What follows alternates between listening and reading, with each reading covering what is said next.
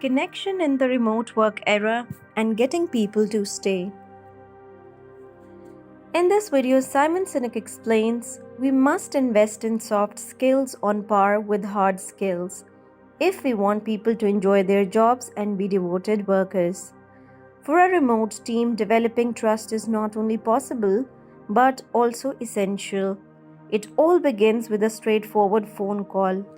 One of the things we have to remember is that just because the business can function with a distributed workforce, with an online workforce, we know that there's a sacrifice. It's harder to build trust. If you've joined the company during COVID, you've never physically met any of your colleagues or coworkers.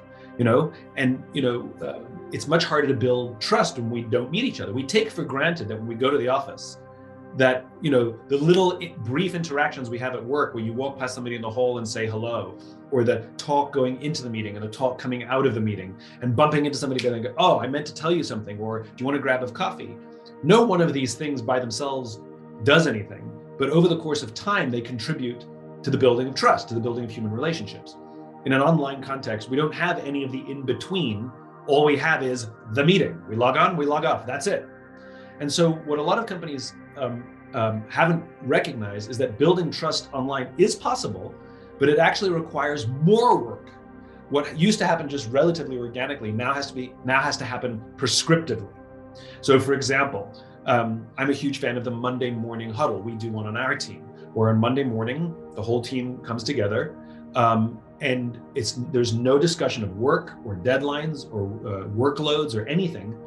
It's a human call, where we simply say, what's on your heart and mind? And then we answer some funny or poignant question that's posed to us by the person who's leading the huddle that month. And we simply talk about ourselves.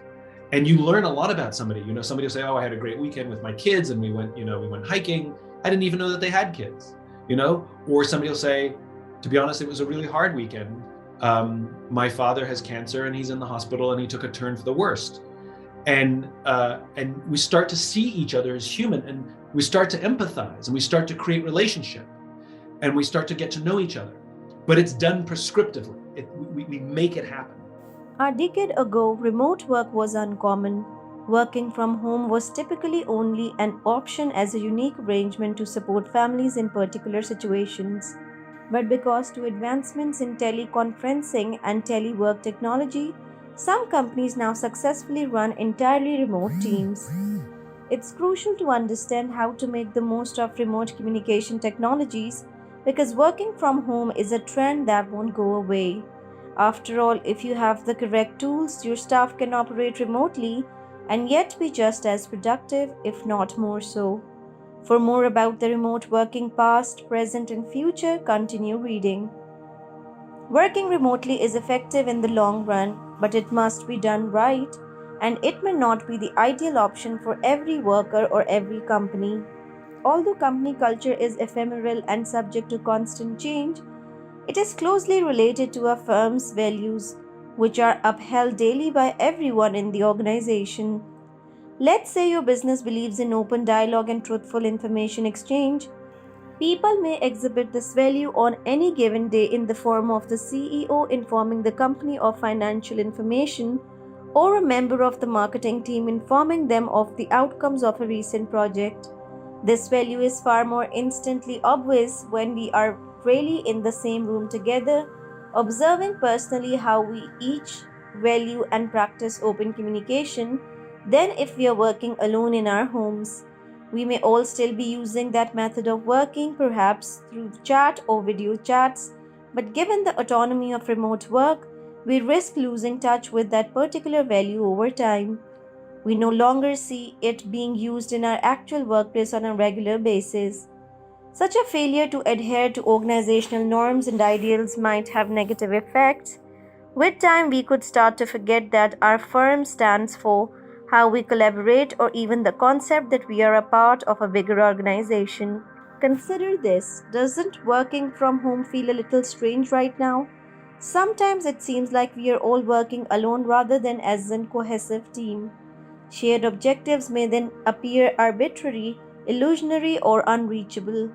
Organizations must therefore discover ways to remotely reproduce their culture and reinforce their core principles, so that we can all continue to practice the shared values, routines, and connections that help to define our larger culture. We don't have to like our jobs every day, but we do get to love our jobs every day. It's like you don't like your children every day, but you love your children every day. So having a hard day, that's fine. But the question is what do we fall in love with? And at the end of the day, the reason that we stay or leave a job is because of how we feel about that job. I think we misunderstand when we think people just leave for money. If they just leave for money, then they never really had strong feelings of the company in the first place, right? Because when people feel loyal to the company, they turn down jobs that offer them more money. Or if it's so tempting and the numbers are so high, then they go to their company and say, listen, I was offered this job. It's very tempting. There's a lot of pressure, but I don't want to leave. Is there anything you can do to help me stay? Right? So, and there's the point is they're open about it. And what makes people want to have that conversation, like I said, is that they're seen and heard. The best companies have all kinds of programs inside the company to help the person grow as an individual. Now, we talked about, listening skills and these kinds of things. These are valuable for the work that we do, but it turns out that those skills also help us as parents. They help us as spouses or as boyfriends and as girlfriends. These are valuable skills in life, and I think that we forget that. We talk about hard skills and soft skills as if those things are opposite.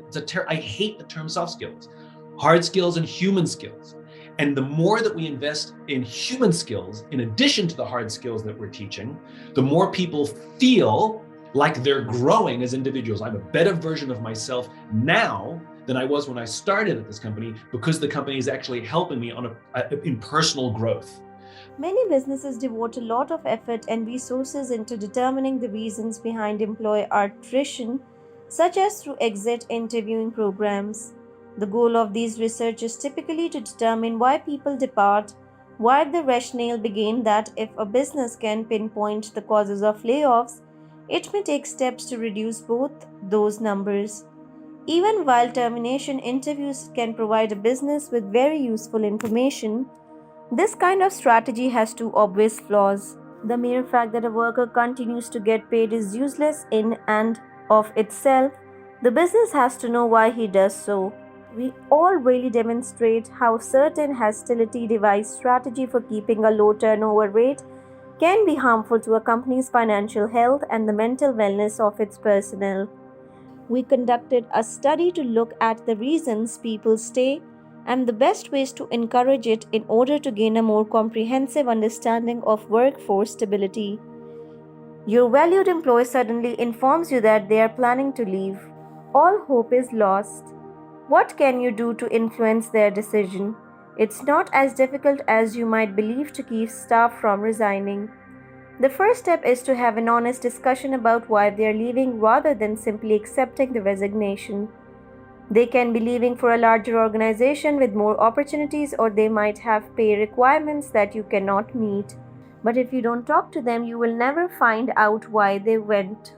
Companies may not always be able to offer employees opportunities to progress within the organization, but finding other solutions will demonstrate your commitment to the worker. You might want to provide free training or contribute to the cost of an academic course. Offering these benefits can help retain employees because most workers like to feel as though they are making progress in some way.